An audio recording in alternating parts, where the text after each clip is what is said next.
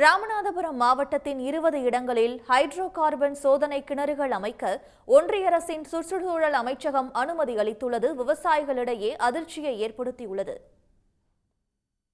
தமிழ்நாட்டின் எண்ணெய் மற்றும் எண்ணெய் எரிவாயு உள்ள காவிரி படுகை ராமநாதபுரம் மற்றும் கன்னியாகுமரி மாவட்டங்களை உள்ளடக்கியதாக அமைந்துள்ளது.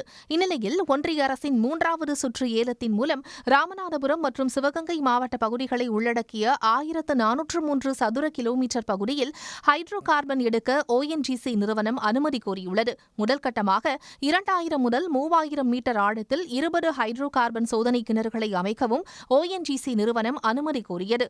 கோரிக்கையை ஆய்வு செய்த சுற்றுச்சூழல் அமைச்சகம் 20 இடங்களில் சோதனை கிணறு அமைக்க ONGC நிறுவனத்திற்கு அனுமதி வழங்கியுள்ளது. இதன் மூலம் ராமநாதபுரம் மாவட்டத்தின் தனிச்சியம், பேய்குளம், கீழசெல்வனூர் உள்ளிட்ட 20 இடங்களில் ஹைட்ரோ கார்பன் சோதனை கிணறுகள் அமைய உள்ளன.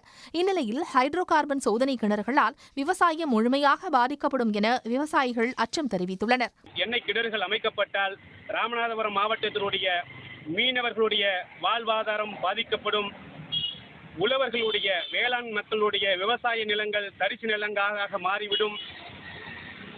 அதே போல நிலத்தடி நீர்மட்டம் அதல பாதாளத்திற்கு சென்றுவிடும். இப்படி ஏகப்பட்ட பிரச்சனைகளை இந்த ராமநாதபுரம் மாவட்ட மக்கள் சந்திக்க நேரிடும். ஆகவே மத்திய அரசாங்கமும் மாநில அரசாங்கமும் இந்த முடிவை ராமநாதபுரம் மாவட்டத்தில் எண்ணெய் கிணறுகள் அமைக்கின்ற முடிவை ஹைட்ரோ கார்பன் எண்ணெய் கிணறுகள் அமைக்கின்ற முடிவை கைவிட வேண்டும்.